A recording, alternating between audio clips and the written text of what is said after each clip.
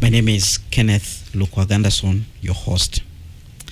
Now, today we'll be looking at the status of the girl child in Uganda as we prepare to commemorate the International Day of the Girl Child tomorrow. Now, the UN system did designate that particular day, which is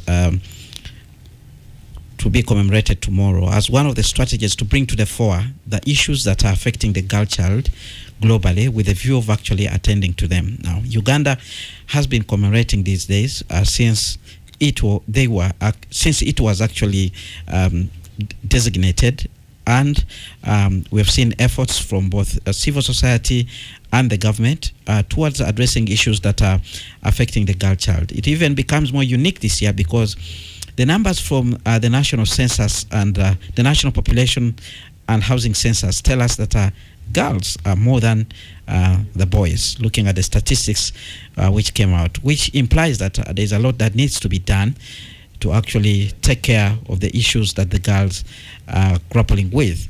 It's also unique in the sense that we also have a considerable number of refugees who are now in Uganda. Uganda is hosting about 1.5 million refugees from neighboring countries.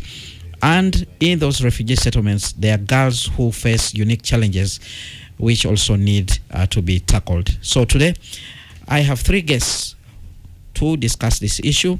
One is on the line and the two are in studio. I'll begin by introducing the two who are here in studio. Miss Patience Kemigisha, Technical Advisor, Influencing and Communications at Plan Uganda International. Good evening, Patience, and thank you very much for joining us. Good evening, Kenneth. I'm happy to join. Thank you for inviting us. All right, we have a girl in studio, and for purposes of our protection, I'll only mention one name, Miss Betty. She's from Borom Refugee Settlement. She's also an advocate for the rights of girls. Good evening, and thank you very much for joining us, Betty. Thank you, too. All right. And on the line, we're joined by Mr. Mondo Chateka. He's Assistant Commissioner, Youth and Children Affairs, Minister of Gender, Labor and Social Development, Government of the Republic of Uganda. Let me begin with you, Patience. When we talk about the International Day for the Girl Child, what does it mean? And if you can bring it back home, what does it mean in the context of Uganda? Thank you for that question. I think for Ugandans and all girls in Uganda, the International Day of the Girl Child is an opportunity for us to reflect as a country on the progress that we have made in terms of advancing girls' rights. But it's also an opportunity for us to celebrate the progress we have made so far. You rightly mentioned that this day was designated about 14 years ago. I don't know if my math is correct, since 2011. So worldwide, we have been celebrating this day. So this year, the theme is focusing on girls' vision for the future, which challenges us to look into the future to say, what have we done in the past? What are we doing now? And what can we do for girls in the future? So for me, I think this day, as Ugandans, we are challenged, we are questioned, we are held accountable by girls across the country, which is why we couldn't do this show without a representative from the girls themselves. All right. All right, let's hear from Betty. Betty, what does this day mean for you as a girl? This day means for me because it is an opportunity for the girls to regain a world shaped by their voice, vision, and solution to drive progress towards a gender equal world by living free from gender-based violence, harmful practices like HIV, stroke, AIDS.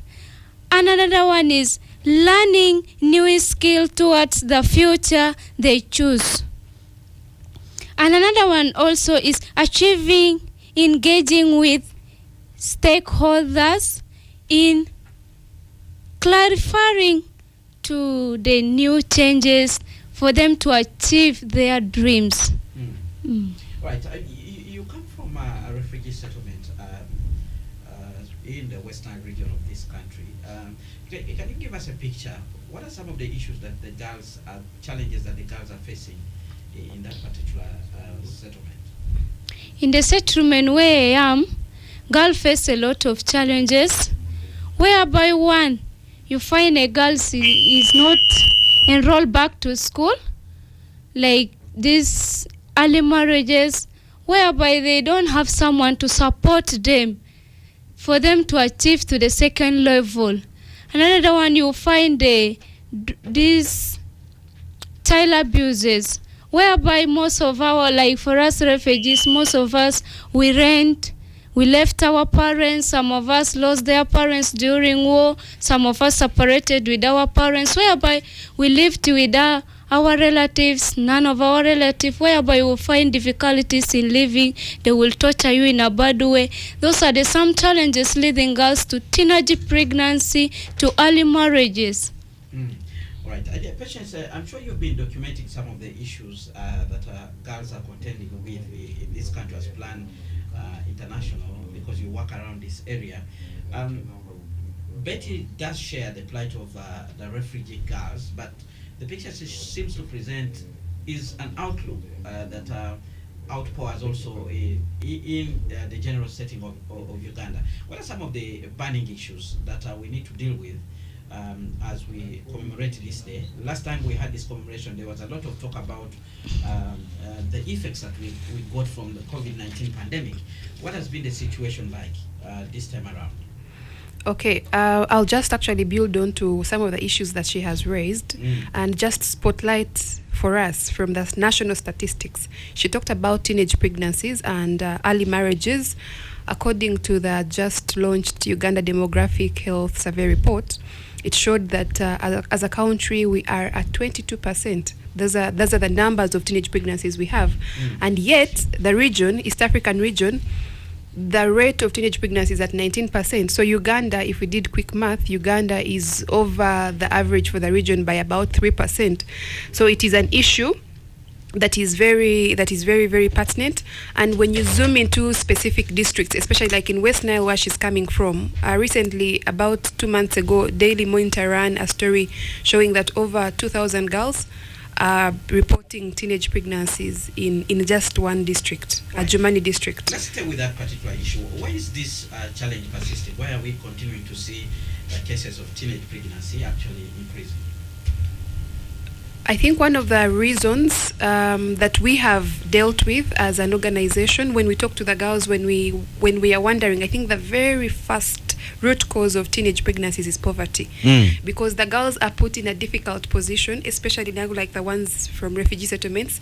They come in as children, sometimes unaccompanied, and they are challenged with the need to fend for themselves. So imagine a 13-year-old coming in from South Sudan without any support, and then they have to figure out how to survive. So in one way or the other, they'll end up being victims of teenage pregnancies or early marriages. One of the other issues that I could build onto is cultural practices. Some of our cultures, for example, in Busoga, we had the National Girls Symposium today, and it was actually focusing on the issue of teenage pregnancies and early marriages. Why? Because the numbers in eastern Uganda are through the roof. In fact, for them, they're even more than that national average, which is 22%. They are over at 24-28% for some districts. And all these are attributed to some of the cultures, that some cultures think that when a girl is 14, when a girl grows some breasts, then they are ready to be married off. And in other cultures, girls are being looked at as sources of income. So it is very hard to actually curb the vice because of the very many underlying issues, the unique factors that are intersectional in nature. And yes, basically those are some of the root causes of teenage pregnancies and early marriages. All right, I think we have Mr. Mondo Chateka on the line. Good evening, Mr. Mondo. Can you hear us? Yes, I can hear you loud and clear. Good evening. Very quickly, you've heard from your colleagues here who are in studio talking about the plight of the girl child. Overall, from the government of Uganda perspective and the Minister of Gender, Labour and Social Development, where you work from, what kind of picture would you give us as we prepare to commemorate this day tomorrow? The picture is precarious. And my good friends have already told you some of the factors that are contributory to this situation. We are seeing a teenage pregnancy of 24%. We are seeing population growth growing at 3% per annum. Majority of the people who are producing more are the poor and illiterate. And so this compounds the problem of the girl child, because when they have to decide on who goes to school. They will decide to take Francis to school and leave Mary at home, or ensure that Mary is married off. The man double authorized the age of the girl, and so this girl is now conscripted into marriage at the age of 12. She has already had to drop out of school, and she's into what we call child marriage. Some people call it early marriage, but the correct term is child marriage. And this is unacceptable. It's unacceptable. There are contributory factors that are cultural in nature, others religious in nature, but whatever the form it takes, we are saying no, this should be stopped.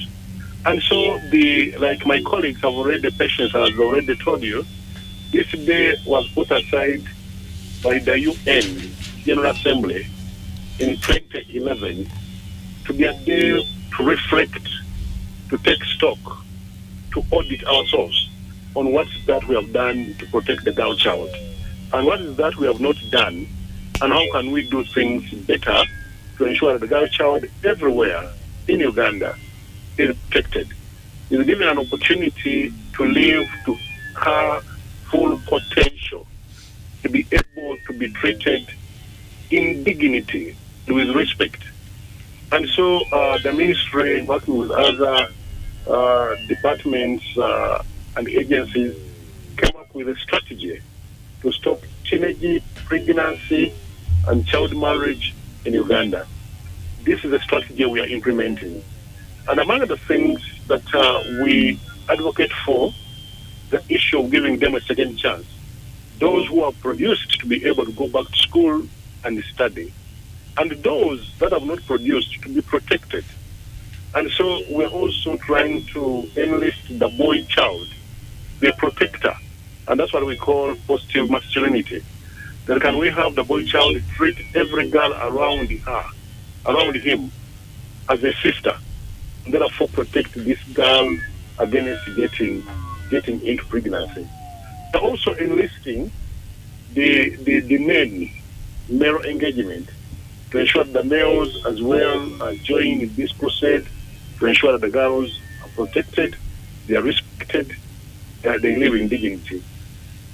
But also, the issue of ensuring a multi-sectoral approach, the issue of protection of the girl child, the issue of protection of the boy child, the issue of protection of any child is central to all of us, and we need a multi-sectoral approach to be able to come to realize the full results of where we have every human being protected. And therefore, government also came up with an integrated early childhood development policy, which ensures that the girl child, the boy child, from birth, they are being, protected. They are going to school. They are doing all these things that can help them realize their full potential. And so that way, we are moving towards the realization of the SDGs, the Sustainable Development Goals.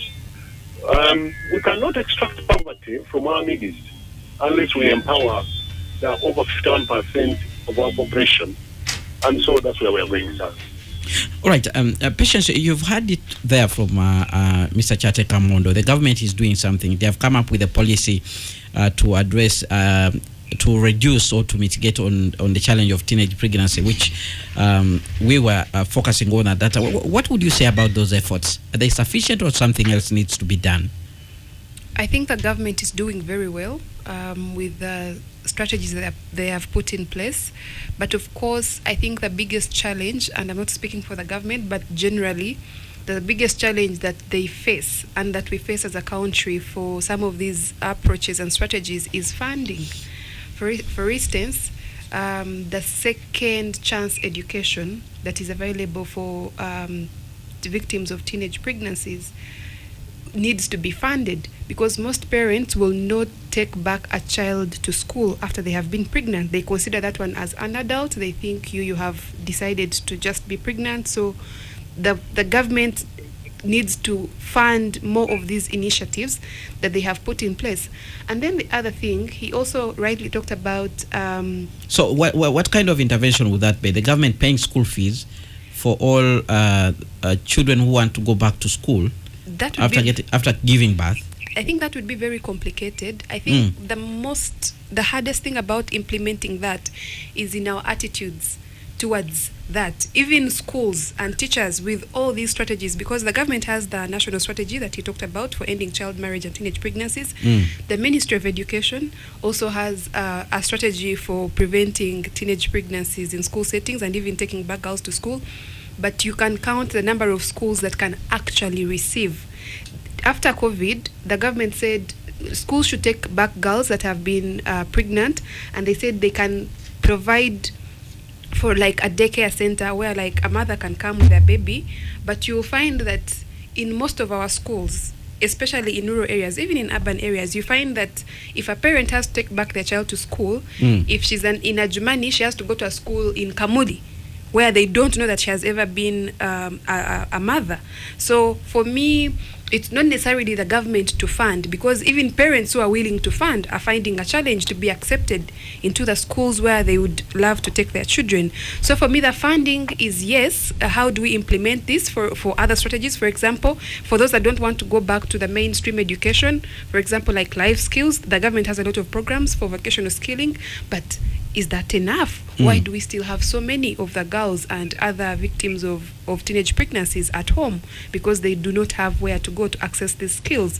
So it's more about funding, allocating resources, but also to create awareness, to change the attitudes, for everyone to appreciate that every girl out there deserves a second chance at life and at education. Right, Betty, you were nodding in affirmation when Patience was actually speaking. What's your view on that issue of girls who have already been pregnant and given birth going back to school? Is this a common thing in the communities where you are, in the refugee settlement, but also in the community?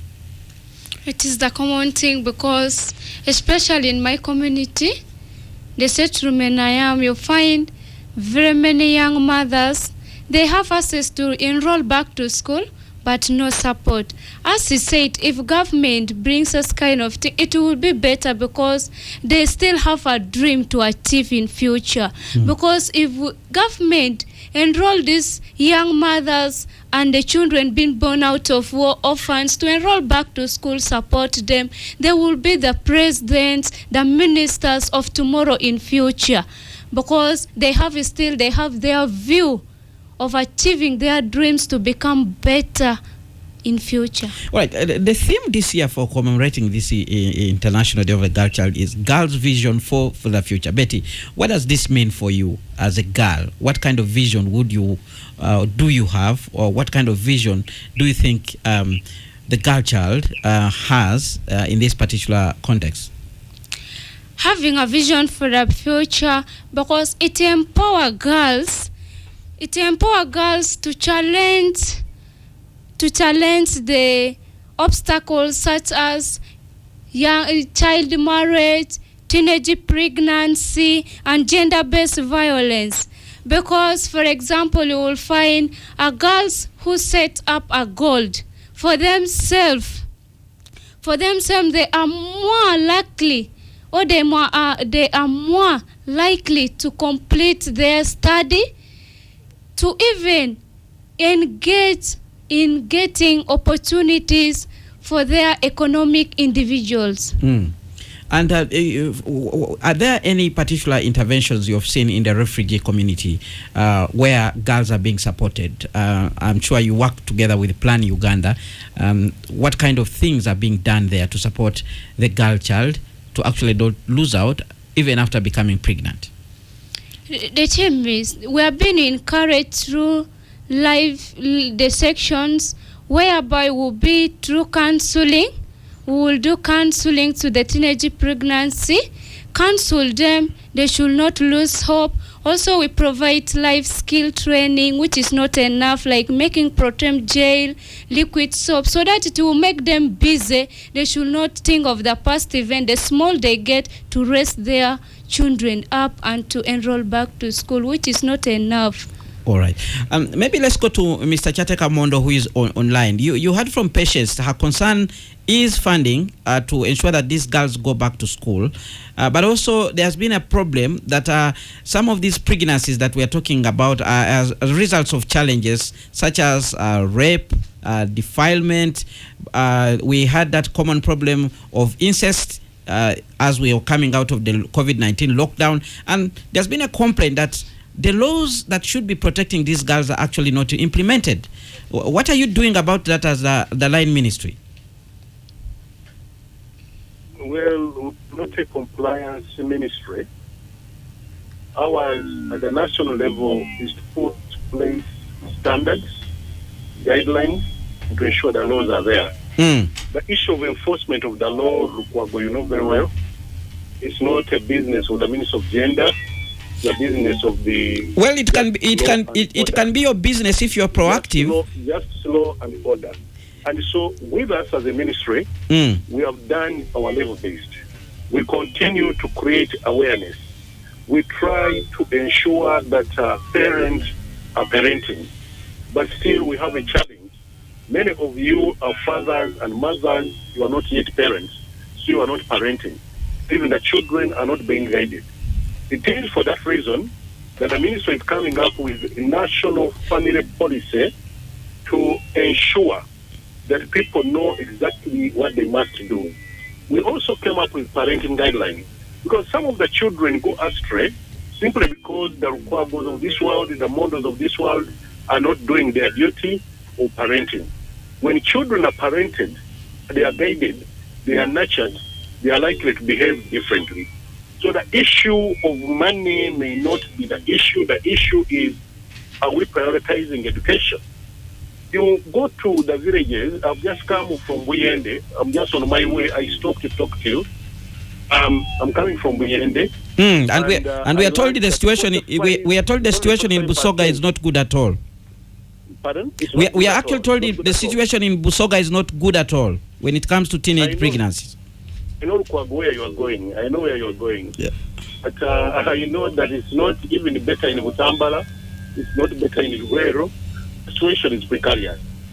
So across the country, the situation is in a bizarre arrangement. And unless we do something and do it fast enough, then everything is jeopardized. And so the issue is not a blame game. The issue is that if everybody does play his role, his duties, starting with the parents, then we are likely to make the difference that we want to make. And so you, as the media, you have a duty to play, and you have played it so well, and you can continue playing it, creating awareness about the laws, about the policies, and all these things. You know, we have been together, and I've been on media with you. But still, there is a lot that needs to be done for people to understand. I actually say today in Wiyende, that making a girl pregnant at the age of 13, 12, 10, 15, you're actually a murderer. And you should be charged as a murderer because the possibility that this girl will not make it through the pregnancy are so high, over 90%. And so we need to work together in a multi-sectoral manner to be able to get the gains that we need to get. And Mr. Chateka Mondo, that's exactly what I'm saying. When these girls get pregnant, behind every pregnancy there's a man. And do we actually go after these men? And earlier on you say that it's not the role of the ministry to actually implement the laws, but as a supervisor, you need to be proactive in order for some of these things to be done. We do our level best, but we need communities to come together, to work with us, to ensure that the policies, the laws that are put in place are implemented. We need a local government. We have local government structures. And you know, Uganda is one of those states that is that has a lot of governance structure. And so we need everybody. The Minister of Gender will not be able to be in everybody's home. But there's a local government at every level that should do its level best to ensure enforcement, ensure implementation, to ensure that the laws and whatever, you know, they had too. If you're an RC1 chairperson, If you are, a counselor, you are this and the other, and you'll be present, and then keep quiet about a girl who was made pregnant when he's 12, and you hide behind and you say, don't put this out. It defeats what we want to do. Martin Luther King Jr. said that society begins to rot, wither, and die away the moment we keep quiet about things that matter. Many people are hiding. They don't expose the rot that is happening. They say to Kushwaza of Uganda. Because sometimes these girls are made pregnant by their relatives, which is incest that we have talked about. And so until communities learn to say it's not means of gender, it's all of us. This is an evil that we must fight together. Then we shall get somewhere. All right, Spectrum on Radio 1 FM 90. We need to go for a break now. When we return, we'll continue looking at the status of the girl child in Uganda as we prepare to commemorate the International Day of the Girl Child. Do we have sufficient policies in place? Do we have relevant officers? They talk about lack of adequate probation officers in the different districts that Mr. Mondo is talking about. Maybe the districts also are overwhelmed. They do not have the necessary manpower to actually do this kind of work. When we talk about the vision for the future for the girl child, what does this entail? What do we need to do on the burning issues, including dropout from schools? Now, stay tuned to Radio 1 FM 90, but keep your comments coming via the WhatsApp line 0703 090 090. Spectrum continues after this break. Thank you so much for staying with us on Spectrum, live on Radio 1 FM 90. Our topic of discussion today, the status of the girl child in Uganda as we prepare to commemorate the International Day of the Girl Child, which will be tomorrow. The theme is Girls' Vision for the Future, and it's tailor-made to ensure that necessary interventions are put in place to ensure that the girl child has a bright future. And of course, advocates of children's rights actually tell you if you secure the future of the girl child, you have secured the nation. My guest this evening, Mr. Mondo Chateka, Assistant Commissioner, Youth and Children Affairs, Minister of Gender, Labour and Social Development, the Government of the Republic of Uganda. Miss Betty, who is from Borom Refugee Settlement. She's also an advocate for girls' rights. And Miss Patience Kemigisha, Technical Advisor, Influencing and Communications at Plan International Uganda. Now, Patience, when we talk about this theme, Girls' Vision for the Future, what do you envisage?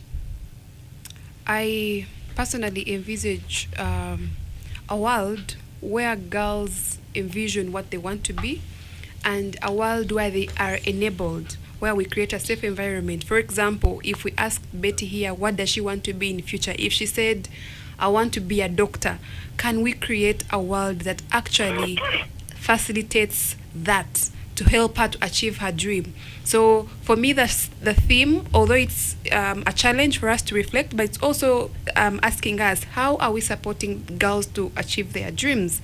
So for me, that's what this theme means for me. And I want to add very quickly. Yes, very quickly. Kenneth. Yeah. I just wanted to add on what Patience has said. Mm. The issue of the girl child being listened to and being treated not like a second-hand, citizen, but a principal stakeholder in her future. So the issue, Article 12 of the UN Convention of the Rights of the Children provides that young people should be listened to. Are you in your home listening to your children? Are you giving the girl child a chance to participate in taking decisions that affect her future, including deciding when to marry, who to marry, how many children to produce, and when to produce?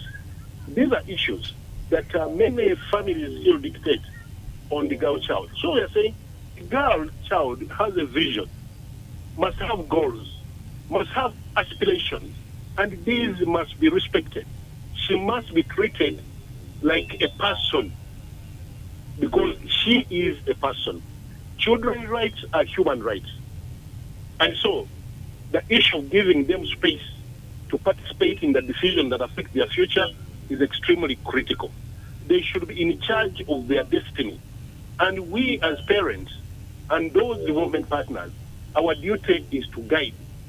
At the end of the day, we want the voices of these girls to be listened to, course to take, when to take it, where to take it, what food to eat, when to eat it, and how to eat it.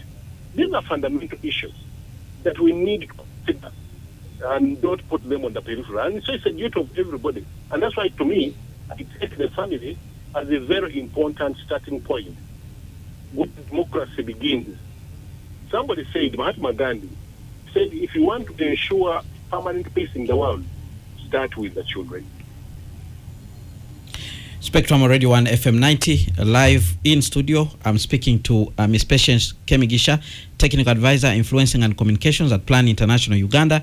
Miss Betty Barom, refugee who comes from Miss Betty, who comes from Barom Refugee Settlement in West Nile. She's an advocate for girls' rights, but also Mr. Chateka Mondo, Assistant Commissioner, Youth and Children Affairs, Minister of Gender, Labor and Social Development, who you had a few minutes ago speaking to us on the line. Now, Betty, as we prepare to celebrate this day, just as a reminder, this is not the first time we are celebrating. We have had celebrations several times. What do you want to see differently this time around, even after we have done the celebrations? Because some people will say things remain the same, even after we have done the commemoration and statements are made. What would you like to see differently? After this celebration, I want to see my fellow girls who are out of the school and the young mothers enroll back to school so that they will achieve their vision for the future.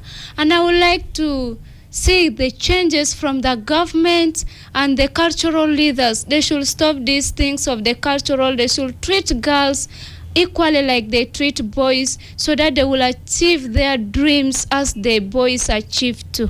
And the Patience, Betty talks about the issue of the boys achieving too, but there are people actually been saying that as you talk so much about the girl child, the boy child is being left behind, and if the boy child is not also given the opportunities and groomed well, they are likely to end up into people who destabilize the girls, the women, in the future. Is the boy child being left behind because there seems to be so much focus on the girl child? I'm not surprised that you're asking that. In fact, I was smiling while you were asking me. Why?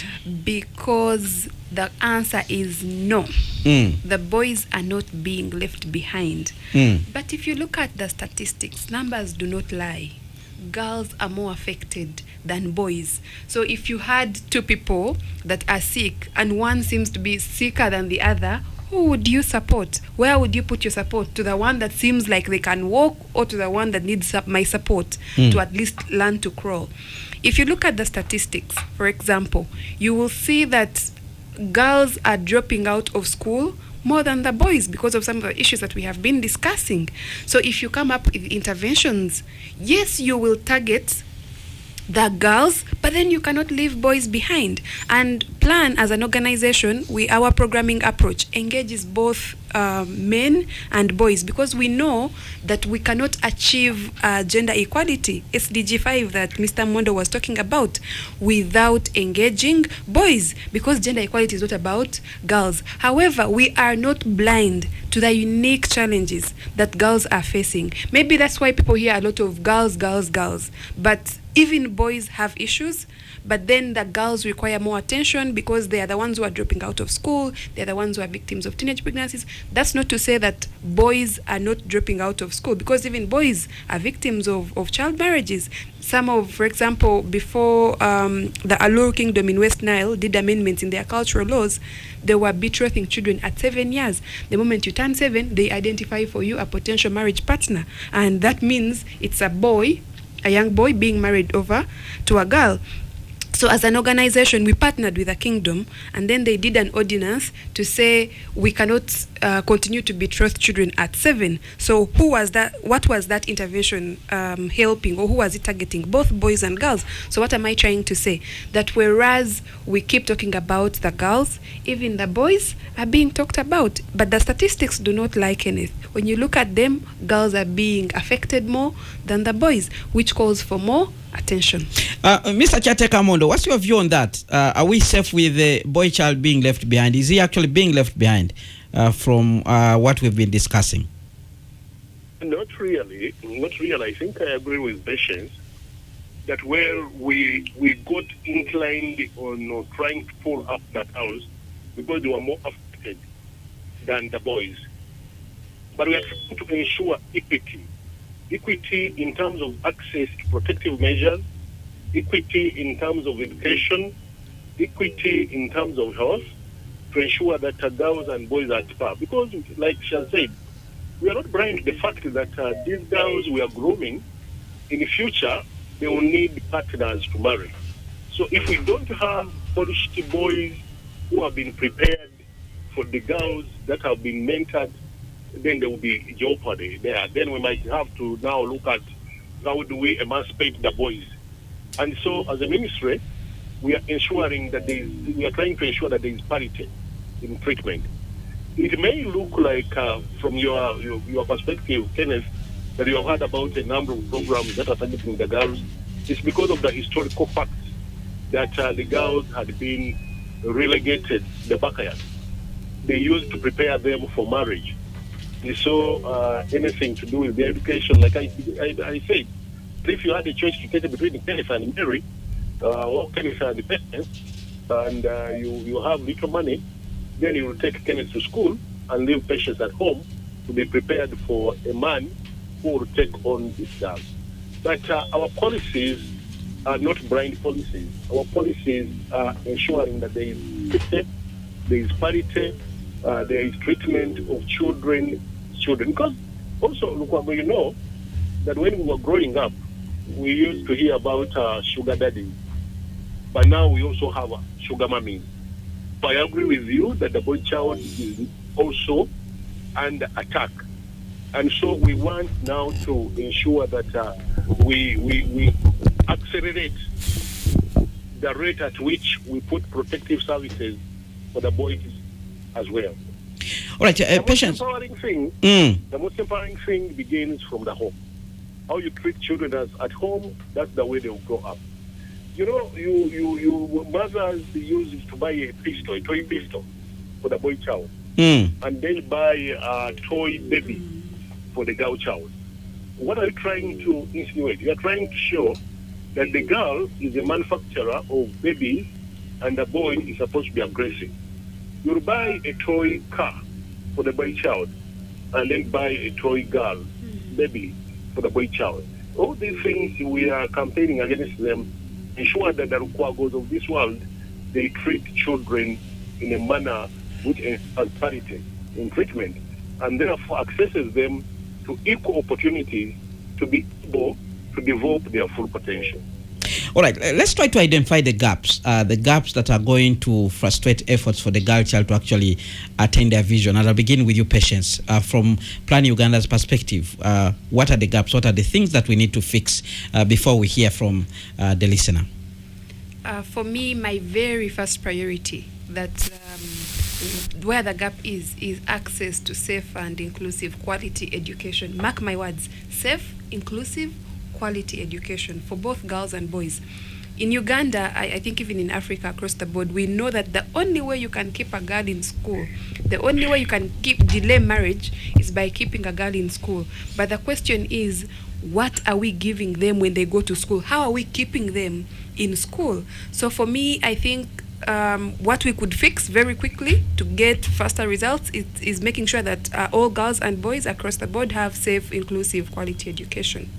Thank you. All right. And from what you've seen with the education system, what do we need to do? What are some of the things that you think need to be fixed in order for you to attain that particular setup you're looking for?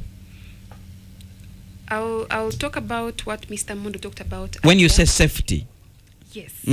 What does that mean? In education, when we look at safety, we start from home. In fact, when you look at the journey of let's say, a 5-year-old girl, you talk about safety right from when they are at home to their journey to school. That's now looking at the community, then in class, at school. So you have these 3 different local levels. At home, how are we creating an environment? How are parents prioritizing education for their children? Are they giving attention to both boys and girls? Or are they saying, this girl is ready for marriage, don't go to school? That is at the home level. And then the journey from home to school. how is the community protecting these girls and boys? So some girls will tell you that they get raped because they have to move 5 kilometers to the school. So safety also comes in at that level. And then within the schools, we've actually seen so many stories of children being violated within the school setting where they're supposed to be protected. So how are we making sure that girls and boys are safe right from home to the community and then within the school? And then we can now start to look at the other structures that build up to that. Mr. Chateka Mondo, for you, what are the gaps as the ministry, the things that need to be worked on, even as we prepare to commemorate this day? Now, Kenneth, the issue of attitudinal change by the parents, but also the girls themselves. The issue of parenting. I'll continue hitting this. We are not parenting. We are simply mothers and fathers. We need to parent. Parenting is about guiding the children. It's about nurturing them. It's about protecting them. It's about loving them unconditionally and ensuring that they take the correct path. Children must be helped to set their own goals and define their destiny. Robin Sharma says your background does not determine your destiny. And so children should be empowered to think in a manner that is independent, but also be given space to contribute towards shaping their own destiny. You don't need to dictate what your child must study at campus simply because, Kenneth, you're a journalist, you want your daughter to be also a journalist. I think that's hell. That's hell.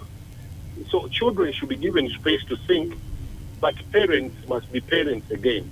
But also we need to go back to the old African adage that it's a village to bring up a child. Can we have responsible communities? I come from Ministry of Gender, Labor, and Community Development. Can we have communities that are mindful the children, that treat the children as children of the community and therefore protect them against any harm? Can we have parents everywhere treat every small girl, every small boy like it were their own children? But also we need the seriousness of the LCs. We have an LC1 at every village level.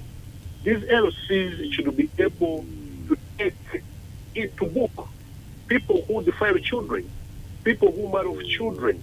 I mean, they know them. They know them. So the LCs must take charge of their villages and ensure, apart from, scrambling for when people sell land and they want the anjawulo, I mean, you should be able to account. The president was asking us the other day that why is it that 11 million children enter one? When it comes to going to senior one, there's only 1.7 million children entering senior one. So I was saying we must account. Where do children go? So the president was spot on. He was right. And so we need to do something. But also,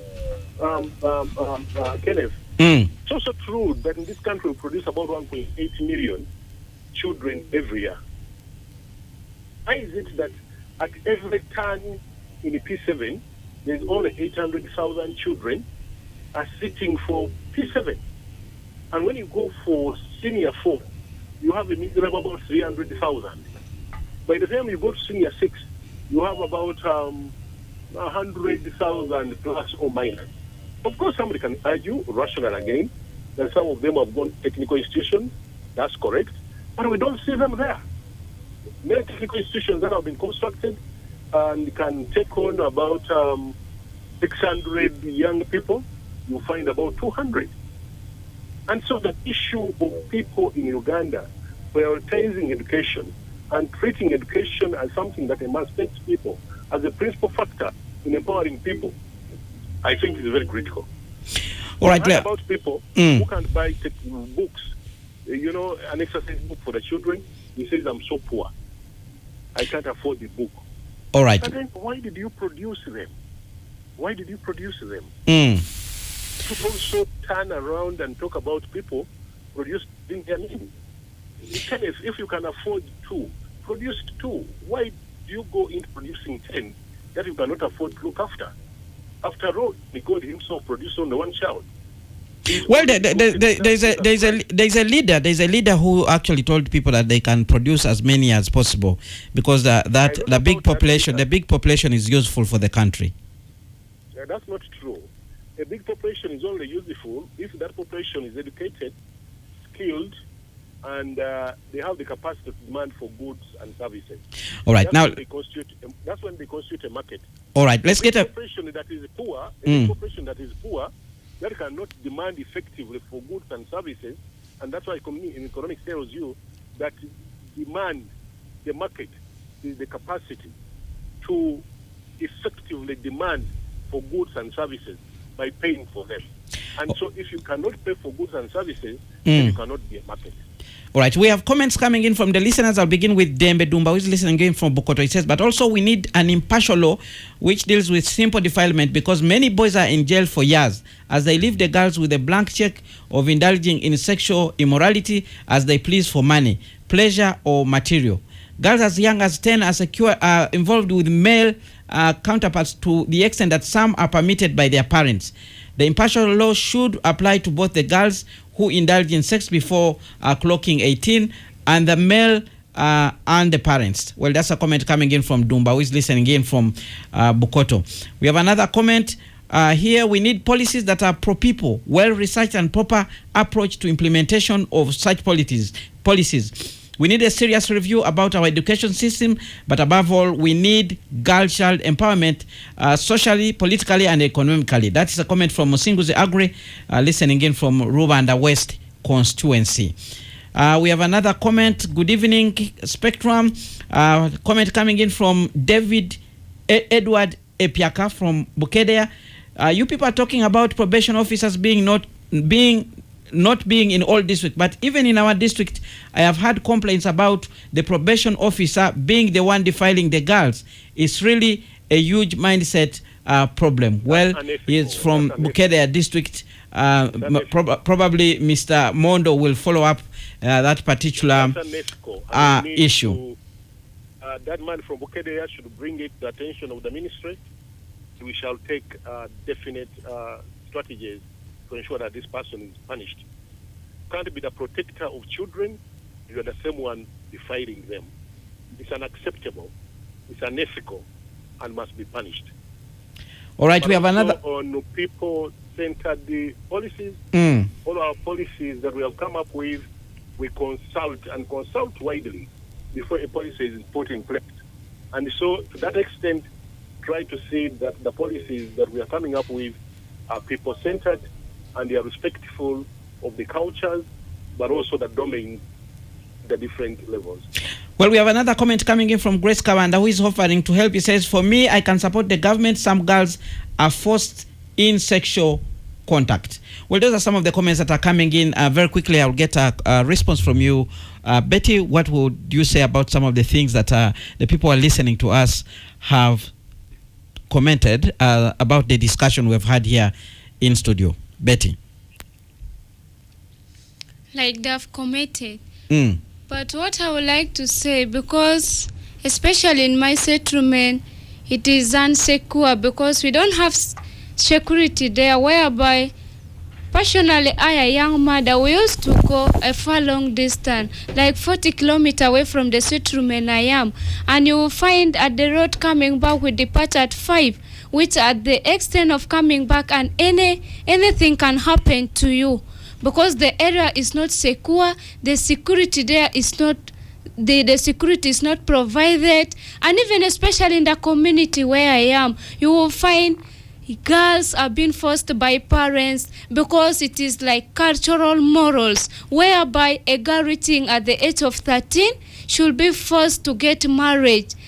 In like those parents, if we get them, we should advise them, we should take them through counseling. So that's such kind of thing they should stop. All right, let's hear from you, Patience, response to some of the comments that have come from the listeners. I think I'll speak to the one that's advocated for a law. I completely agree that I think we have the laws, but enforcement needs to be emphasized because a lot of the victims of these teenage pregnancies, child marriages, defilement, and rape are even protected by our law enforcers. In very many rural areas, they don't get justice because when you go to report, they will tell you that they will protect the perpetrator. For example, there was even a case in Uganda recently where a 14-year-old, 13-year-old was allegedly raped, defiled by a police officer. So if you remember, the police is where you report first. How do we then get justice from such a system? So for me, laws, but also enforcement, because as Uganda, we have the laws, we have the policies, we have very many things that safeguard children, but implementation is still lacking. So my call to action for everyone listening, because chitukwata kofe na, like all of us, everyone has to do their part, right from the parents, right from the LC1, like Monde rightly said, in villages, the LC1 is the first person who hears about something that has happened. But if the LC1 decides to protect the perpetrator of any crime, then we have failed our girls. And how will they then achieve their vision for the future? So for me, let's implement our laws. We have very good laws, but can we be each other's neighbor? Can you look out for your neighbor's child? Yes, thank you very much. All right, Mr. Mondo, your call to action as we come to the end of this show. Yeah, thank you very much, Kenneth. This was a beautiful program, and I wanted the action to be that invite us as regular as possible for us to talk about things that matter. The girl child, if the girl child is not safe, then the world is not safe. We need to do something, all of us, and nobody can afford to sit on the fence. Thank you very much. I can now start the engine of the car, and I drive back to Kampala. Bet your last comment as we come to the end of the show. What would you like the people out there to do? What I would like to comment to my dear brothers and sisters outside there to do, they should be the eyes to the children or the eyes to the victim of this teenage pregnancy, because you will find, like, for us in the church men, and it is the same thing happening in the community surrounded by us. You will find after defiling or after the child conceive, you will find the child will be there without any supporting. I will encourage the community members, or the LC, the government and non-government, religious leaders, they should cooperate hands together, and they should raise hands together to support the young girls and the boys to enroll back to school so that they will achieve their dreams, their vision for the future. All right, with that, we come to the end of Spectrum. Thank you very much, dear guests, for making time to be here in studio, but also Mr. Mondo for braving the phone line there to contribute to this discussion. And thank you very much, dear listeners, not only for tuning in, but also sharing your views with us. Tomorrow, 2 hours of analysis of the top events of the week on Spectrum Extra. Do join us then. Up next, we have the news in English with Miss Josephine Tagano. Thereafter, we'll have the Soul Train with BB Jr.